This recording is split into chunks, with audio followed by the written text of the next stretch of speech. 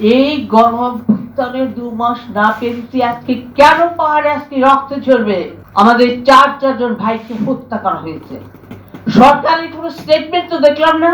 অন্তর্বর্তীকালীন সরকার সারা দেশের মানুষ, ছাত্র, শ্রমিক, জনতা, নারী, সর্বস্তরের মানুষ এই সরকারের প্রতি আশা করছেন যে তারা নতুন কিছু করবেন।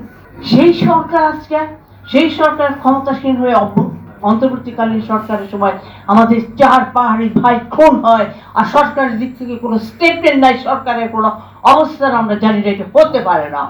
আমি তীব্র প্রতিবাদ জানাচ্ছি এখানে আজকে যে আজকে সরকারকে এই ব্যাপারে তাদের বক্তব্য দিতে হবে, সরকারের অবস্থান পিছিয়ে দিতে হবে।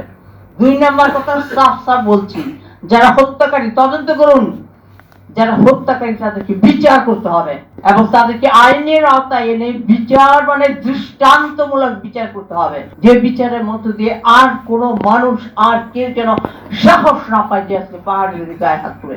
আজকে একটা নির্দিষ্ট অঞ্চলে তারা বসবাস করছেন, একটা যুবল্যান্ডের কথা তো তারা বলেছেন, তারপরে আবার বলেন যে আমরা পাহাড়িরা সমতলে সব জায়গায় যেতে পারেন, কিন্তু আমরা বাঙালিরা কেন পাহাড়ে যেতে পারবো না, সেখানে কেন আমরা ঘর করতে পারবো না?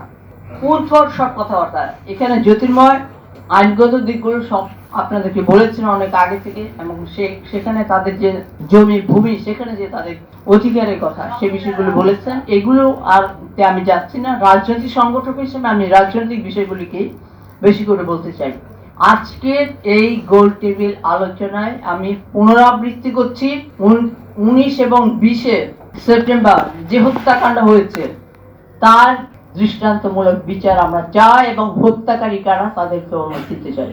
আমাদের পক্ষ থেকে, আমাদের দলের পক্ষ থেকে, এবং আমাদের বাংলাদেশে মার্ক্সবাদী বিপ্লবী যারা আছেন, ওইসব প্রগতিশীল রাজনৈতিক দলগুলো, আমরা পরিষ্কারভাবে প্রত্যেকটা জাতির আত্মনিয়ন্ত্রণের অধিকারের পক্ষে।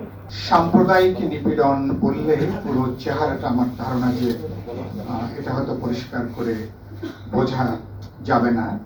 তো ইউপিডিএফ যে উদ্যোগ নিয়েছে এটা অত্যন্ত গুরুত্বপূর্ণ। আমি যারা মারা গেছেন তাদের জন্য গভীর শোক জানাই। অসংখ্য পরিবার যারা বাড়িঘরে আগুন লেগেছে, যারা আহত হয়েছেন তাদের জন্য আমি সমবেদনা জানাই। আপনারা লক্ষ্য করেছেন 3 জন উপদেষ্টা হেলিকপ্টারে করে তারা ছুটে গিয়েছিলেন সর্বশেষ এই জাতিগত যে সংঘাত হয়েছিল রাঙ্গামাটিতে। আমাদের পার্টির জুই চাকমা বা নির্মল বুড়া মিলন বা যারা কাজ করছেন, আমরা নানাভাবে খবর নিয়েছি। গত 27 তারিখেও তারা একদল চট্টগ্রামে এসেছিলেন পার্টির নেতারা। তারা যেটা জানিয়েছিলেন, উপদেষ্টারা ডিসি অফিসে মিটিং করেছেন সামরিক বাহিনীর সহ, ওই ডিসি অফ হেলিকপ্টারে করে নেমেছেন।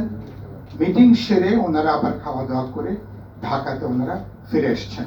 বনরূপা অঞ্চলে যাওয়া যেখানে ভাঙচুর হয়েছে, অথবা পাশেই যেখানে বহু বছরের পুরনো সেখানে বুদ্ধ মন্দির এবং যেখানে ভাঙচুর হয়েছে সেখানে পর্যন্ত তারা সাধারণ মানুষের সাথে কথা বলার এরকম 10-15 মিনিট সময় তারা বের করতে পারে।